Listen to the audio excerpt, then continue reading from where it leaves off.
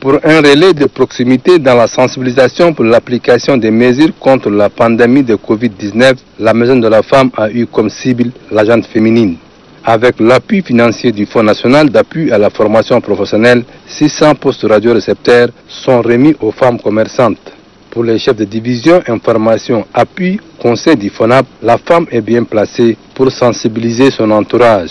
Toutes les femmes qui ont un poste radio à côté écoutent toutes les informations et répercutent au niveau de la base.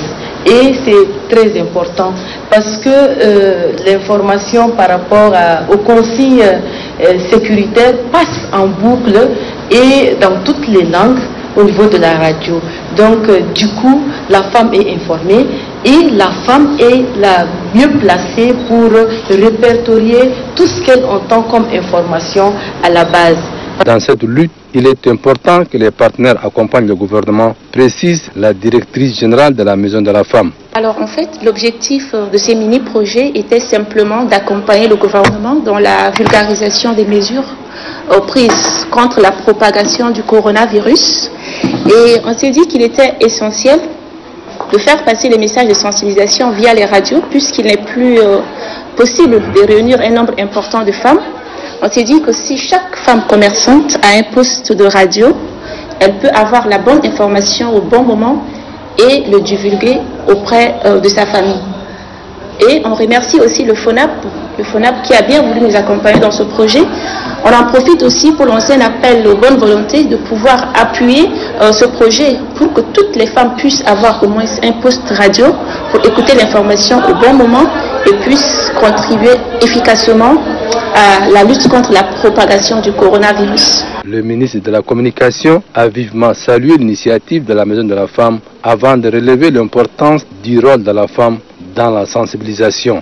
Quand on a eu le coronavirus, en attendant qu'on mette en chantier nos stratégies, on a tout de suite vu les femmes sur le terrain, tant sur les marchés que sur les lieux publics pour sensibiliser. C'est pour montrer un peu le rôle que vous jouez, pas seulement au sein de vos familles nucléaires, mais aussi dans les différents secteurs de la vie socio-économique du pays.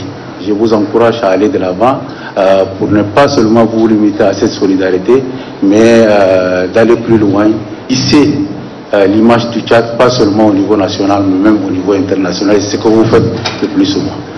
La radio, en passant par la femme, on doit déjà capitaliser les messages que nous avons à la radio mère, à la télévision. Et ça vous permettra, vous, par rapport à votre position au niveau de la famille, au niveau de la société, relayer toutes ces informations auprès tant de vos enfants qui sont maintenant à la maison et à vos sœurs, à vos maris même. Omar Yahya Hissène a en outre exhorté les bénéficiaires à profiter de ces supports d'information pour comprendre et véhiculer les messages sur les mesures d'hygiène prises par le gouvernement.